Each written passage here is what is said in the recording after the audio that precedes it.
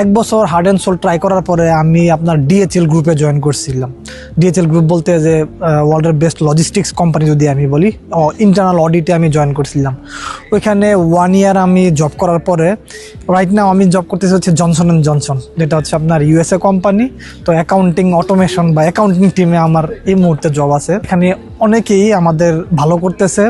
So আমি যদি বলি যে আগামী 10 বছর পরে এই চাকরি পাবলিকের কর্পোরেট হাউসগুলোতে বাংলাদেশি স্টুডেন্টরা আসলে লিড দেবে ফর শিওর। হয়তো বা সেটা 10-এর জায়গায় 15 হতে পারে। আরও অনেক কোম্পানি আছে যেটাতে আসলে বাংলাদেশি স্টুডেন্টরা অনেকেই ভালো ভালো পজিশনে আছে, অনেকে টিম লিড পজিশনে চলে গেছে। যেমন এসএপি একটা company, software company, German company. এই কোম্পানিগুলোতে অনেক ভালো ভালো পজিশনে চলে গেছে। সো আমার সাজেশন হচ্ছে এখানে যদি বাংলাদেশ থেকে কেউ আসতে চায়, সেক্ষেত্রে যে ব্যাপারটা ওনাদের ফলো করতে হবে, পড়াশোনাটা অবশ্যই কমপ্লিট করতে হবে। তাছাড়া উনি এখানে স্ট্রাগল করতে পারবেন না বা সার্ভাইভ করতে পারবেন না, বা খুবই স্ট্রাগল হয়ে যাবে লাইফ।